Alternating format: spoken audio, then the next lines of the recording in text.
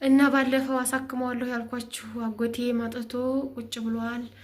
3-4 ቀን ሆነው ማለት ነው። 8 ቀን ሊሆነው ኖረ እና እኔም አሳክመዋለሁ ብዬ ነበር። ከእጄ ላይ ያለችው ትንሽዬ ብር ናት። እንግዲህ ዝም ብዬ ሄጄ ምን ያህል እንደሚያሳክሙትና እንደሚያክሙትና ቢታከማል አይታከምም የሚለውን ወስጄ ላሳየው እያልኩ ነው። ቤተሰቦቹም ሁላቸውም አባራውት መጥቷል እና ጤና ያጣ ሰው ከባድ ነው። ዛሬ ላይ ጤናውን አጥቶ ልጅም ሚስትም ልጆቹም አባረውት ቤተሰብም ጎረቤትም ሁላ አባረውት መጣ እና አሁን እሱን ላሳክም ነውና ባካችሁ ላይክ ሼር አድርጉ። እይታም የለ እኔ በብር ገዙኝ እንዲያርጉልኝ እርዱኝ አልልም፣ ግን በተቻላችሁ መጠን ዩቲዩቡ ከፍ ብሎ እይታ ኑሮትና ከፍሎኝ እሱን እንዲያሳክመው እናንተ ላይክ ሼር ሰብስክራይብ እያደረጋችሁ አበረታቱኝ። አጎቴ መጥቶ ቁጭ ብሏል። እዚህ እያለቀሰ ነው። እቃው ቀለቡን ተከፋፍሎ ሚስቱ ጋራ ልጆቹ ጋራ አባረውት ይኸው እቃውንም መዛው ጥሎ ነበር የመጣው። እቃውን እንኳን የሚያነሳለት ወደ ቤተሰብ የሚያስጠጋለት አጥቶ እየተሰቃየ ነው ያለው እና ባካችሁ አይኑን ይታከምና እንዲታከም እርዱኝ፣ ሰብስክራይብ አድርጉልኝ፣ እይታም እንዲኖረው ተባበሩኝ፣ ላይክ ሼር አድርጉልኝ ነው የምለው። በተረፈ ሰላም አለይኩም ወራህመቱላሂ ወበረካቱ።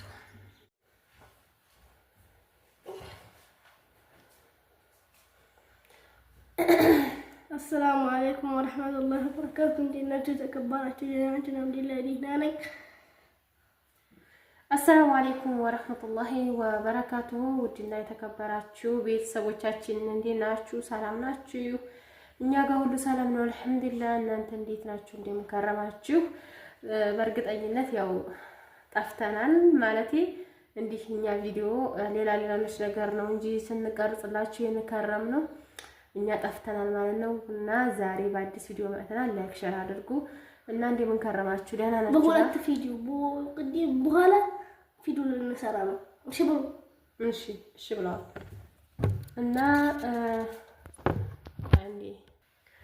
እና ወደ ቤተሰቦቻችን ይሄ ቆሻሻ እንደሚመስላችሁ ያው በርግጥ የኔ የምናምን ቆሻሻ ሳይሆን ትናንት ቡና እንዲያረከለከስኩበት ነው። ሌላ ነገር እንደሚመስላችሁ ማለት ነው። እና እንዴት ናችሁ? በተረፈ ሰላም ናችሁ? ኑሮ እንዴት ይዟችኋል? ስራ ምናምን እኛ ጋር ሁሉ ሰላም ነው። እንግዲህ የት እንደነበርን የት ከረምን፣ ቪዲዮስ ምን ነበረ? እንግዲህ እስኪ ያለውን ነገር አብረን እናውራ። እናንተ ደግሞ ላይክ እያደረጋችሁ ሼር እያደረጋችሁ ሰብስክራይብ እያደረጋችሁ አዳምጡ ማለት ነው። እና ከአብዱረዛቅ ነው የምጀምረው። አሁን መጀመሪያ ሄሮ የት ነበረ? ሀጅ ነው የጀመረው። እሺ የት ነበረ ይሄር ነው? ጊራና ሄደን ነበረ። ለግብዣ ተጠርተን ነበረ። ያክስቴ ልጅ አሁን ከሳውዲ መጥቶ እሱ ነበረ ጠርቶን ይሄር ነው። ኸይር ኢንሻአላህ አመዱ መሰለኝ። እንደዚህ ነው የምፈልገው። ያቺ ሰው ነው የምፈልገው።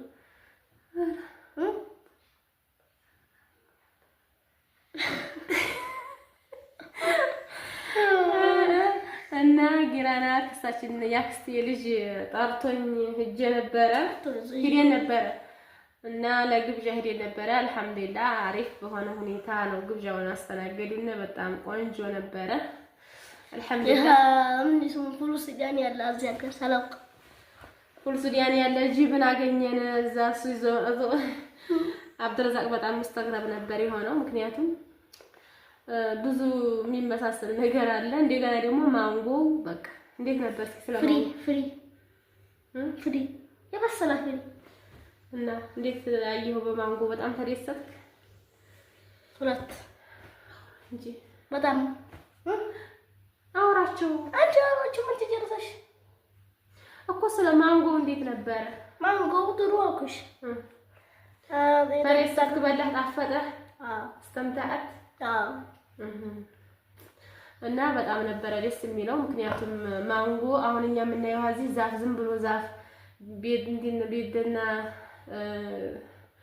እንትን ባህር ዛፍ ምናምን ነው ያለው በእኛ አካባቢ። በዛ እንደዛ አይነት ነገር የለም። ጃርቶፋ ወይም አይደርቄ ማለት ነው። በእነሱ ግን ማሻአላ ብዙ የተለያዩ አትክልቶችን ያመርታሉ። ሎሚ፣ ማንጎ፣ አቮካዶ፣ በቀሎ ሁሉ ነገር። በነገራችን ላይ በኮሜንት በአሁኑ ሰዓት ክረምት ነው እንዴ ማዚያ አይደለም እንዴ ብላችኋል። ማዚያ ነው፣ ግን ሁሉም ሰው የውሃ ስለሚጠቀም የውሃ ልማት ነው መስኖ ነው ማለት ነው።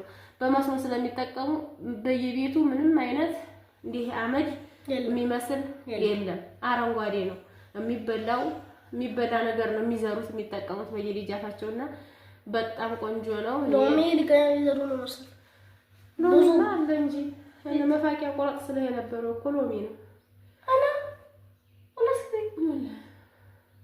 ከዛ ደግሞ ያንን እንትና ጊራና መቼ ነው መተመለስ ነው? ትናንት ነው ሮብ ዕለት ማለት ነው።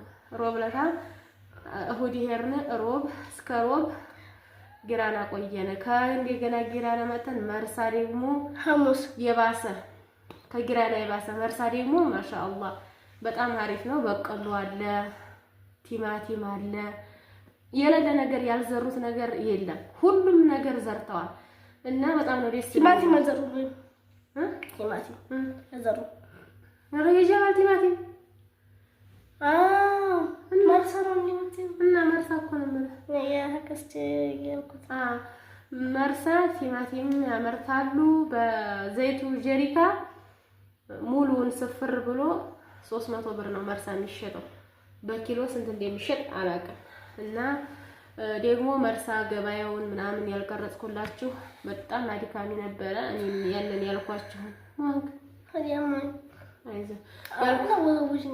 ያልኳችሁን ቡና ሞክራለሁ ብዬ ቡና ለመግዛት ቅዳሜ ነበረ ገበያ መግዛት የነበረብኝ። ግን ከቅዳሜ እስከ ሐሙስ ድረስ የኛ ሀገር ሐሙስ ነው ገበያው። አይሆንም ጀመር ደግሞ በጣም የሚያሳቀኝ ነገር ማለት ነው። ቡና ትናንትና ይዤ መጥቼ ሀራ የምንድን ፍሬ ነው ብለው ጠየቁኝ። እኔ ያውቁታል ይገዙታል። በቃ በጣም አሪፍ ገበያ ያለው ብዬ መጥቼ ምን ይላችሁ የምን ፍሬ ነው ብለው ጠየቁኝ። ሀራ ላይ እንግዲህ የምን ፍሬ የቡና ፍሬ ነው ስላቸው የቡና ፍሬ ራዚ የሚገዛ እንዲያሉትም አንዲትም ነገር አይገዛኝ የለም። ኪሳራ ነው የሆነው። እንግዲህ 29 ጣሳ በ130 ነበር የገዛሁትኝ። ከዛ ትራንስፖርት አለ ምን አለ እና ውድ ቤተሰቦቼ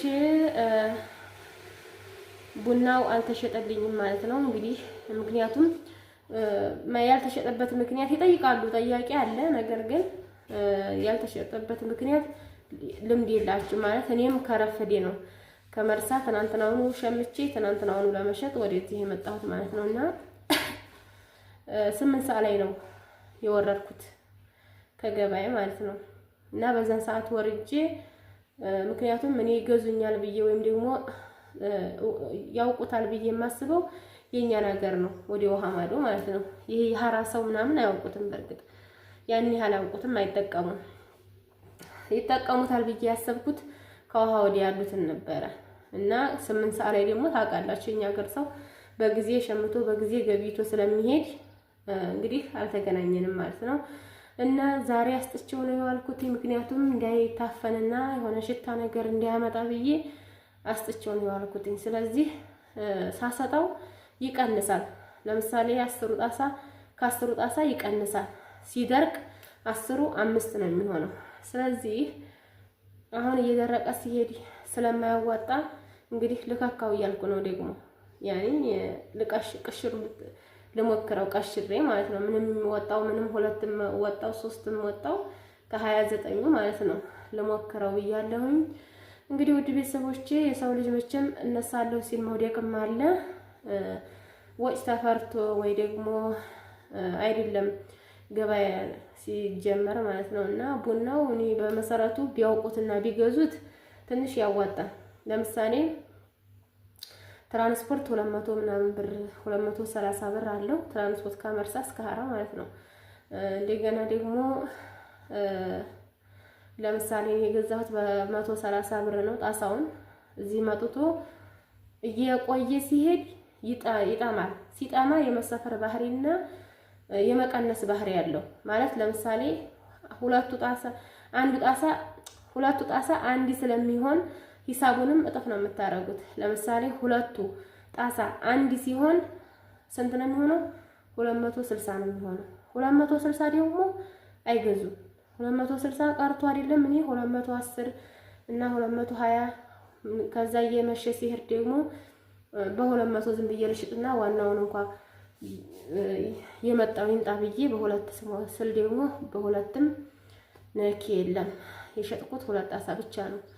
እና እንግዲህ ይሄን ነበረ ክራሞታችን ይሄን ይመስል ነበረ።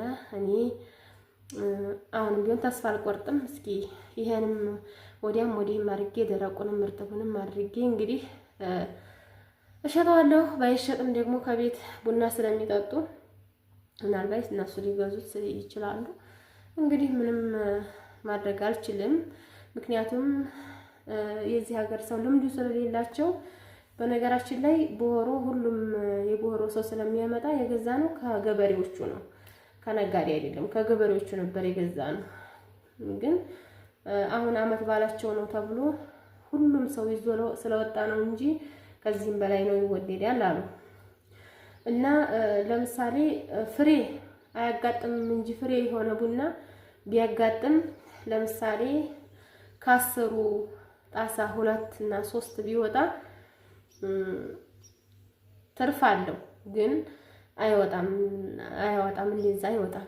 ለምሳሌ ከ3ቱ ወይም ከ4ቱ አንድ ነው የሚወጣው። ከ4ቱ ጣሳ ደረቅ ቡና ወይም እርጥብ ቡና 1 ጣሳ ቅሽር ነው የሚወጣው።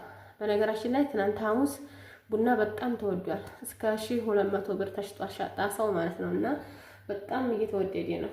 አሁን ቡና እየተለቀመ ባለበት ሰዓት ይሄ ቡና ከተወደደ እንግዲህ በማይለቀምበት ሰዓት ምን አይነት ዋጋ ያመጣል አላሁ አለም። እና ከባድ ነው እላችኋለሁ። ገበያዬ ያልተሳካልኝም እና እስኪ የመጨረሻ ጥያቄ ነገ ቡናው አሁን አሳያችኋለሁ። ቡናው እንትን ብሏል፣ የሆነ ከለሩ ተቀያይሯል።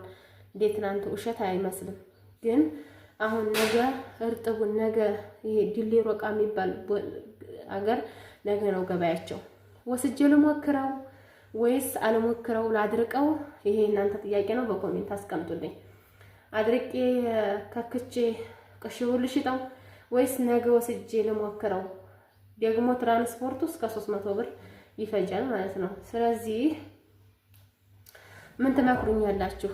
አድርቄ ልሽጠው ወይስ እርጥቡን ነገ ወስጄ ልሽጠው እላችኋለሁ። እስኪ ቆይ ከለሩንም ላሳያችሁ ምን አይነት ከለር እንዳለው አሁን ላይ